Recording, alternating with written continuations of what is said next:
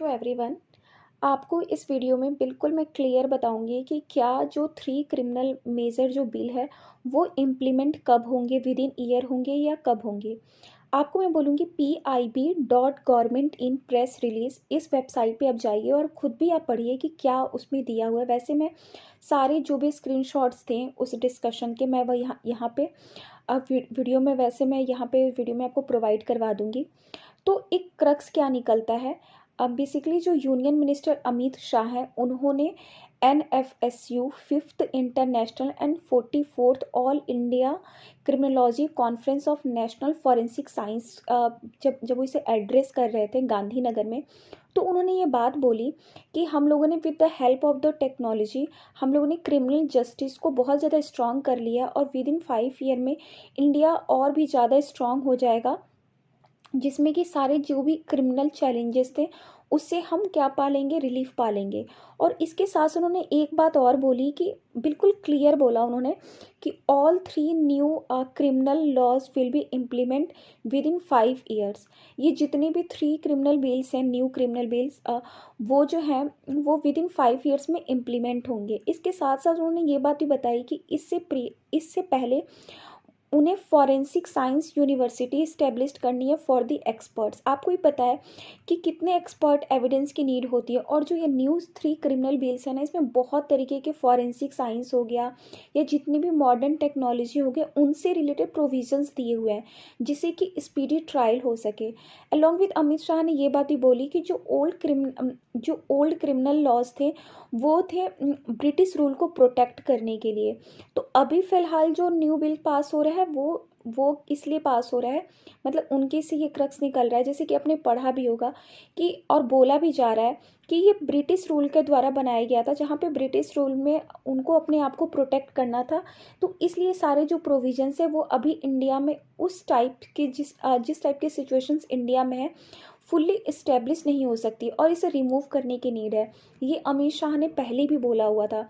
But अभी फ़िलहाल जो NFSU 5th international and 44th all Indian criminology conference में जो अमित शाह ने बोला है, उन्होंने यही बात बोली है कि उससे ये बात उन्होंने सबसे पहले तो उन्होंने बताया कि कैसे टेक्नोलॉजी की हेल्प से हमने क्रिमिनल जस्टिस सिस्टम को स्ट्रॉन्ग किया है और आगे भी विद इन 5 ईयर में भी बहुत ही मॉडर्न तरीके से इस चीज़ को इम्प्लीमेंट किया जाएगा और जो भी चैलेंजेस है उसे भी हटा दिया जाएगा पूरी तरीके से। इसके साथ साथ उन्होंने पूरी तरीके से क्लियर बोला है कि all 3 new criminal bills will be implement within 5 years. तो इससे आपको क्लियर हो गया कि जो ये क्रिमिनल बिल है इसे अब इम्प्लीमेंट होने में 5 साल लगेंगे।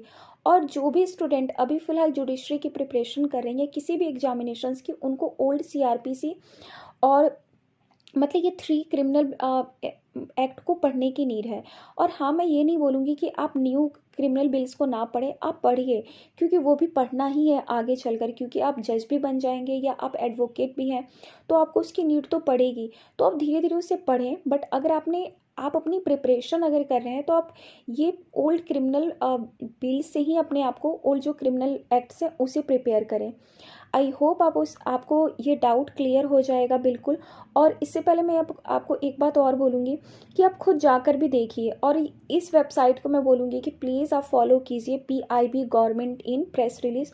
मैं इसको बहुत पढ़ती हूँ। इससे क्या होता है ना कि हमें जितने भी अभी रिसेंट बिल पास हो रहे हैं वो हमें इससे नॉलेज मिल जाती है। प्लस अगर आप स्टैटिक GK की प्रिपरेशन कर रहे होंगे ना तो उसमें सब कुछ आपको पता चल जाता है कि कौन सी बिल न्यूज़ में है, क्या ड्यूरिंग द लोकसभा की क्या डिस्कशन हुई है बिल पास करने से पहले।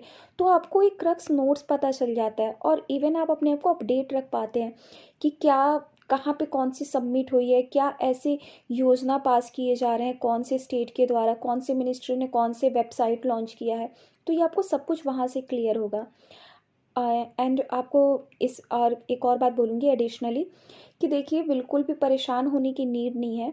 अभी आप जो ओल्ड CRPC और एविडेंस और इंडियन पिनल कोड पढ़ रहे थे उसको पढ़िए, और इवन अब जो न्यू क्रिमिनल बिल्स है ना जो अभी इन्फोर्स हो जाएंगी उसमें भी सेम प्रोविजंस है, कहीं कहीं थोड़े थोड़े प्रोविजंस के उसमें डिफरेंसेस है। अगर आप इसको अच्छे से समझ जाएंगे ना तो आपको न्यू क्रिमिनल एक्ट को पढ़ने में बिल्कुल प्रॉब्लम नहीं होगी, क्योंकि आपने एक बार लॉ को समझ लिया है कि कैसे उसको समझना है और कैसे उसको इम्प्लीमेंट करना है, तो आपको वहाँ पे भी समझ में आ जाएगा। अगर आपको इस जो अभी रिसेंटली एविडेंस एक्ट है, अगर आपको इसमें ये पता चल गया है कि हाँ रिलेवेंसी क्या होता है, एडमिशन क्या होता है, फैक्ट क्या होता है, कौन कौन से फैक्ट रिलेवेंट होते हैं, कौन कौन से फैक्ट रिलेवेंट नहीं होते हैं, प्रूफ क्या होता है, तो ये सारी चीज़ें आपको बेसिक्स जब पता है ना, तो वहाँ पे भी आपको कोई प्रॉब्लम नहीं होगी। आई होप इस वीडियो के थ्रू आपको मैंने कुछ वैल्यू ऐड किया हो। Thank you so much.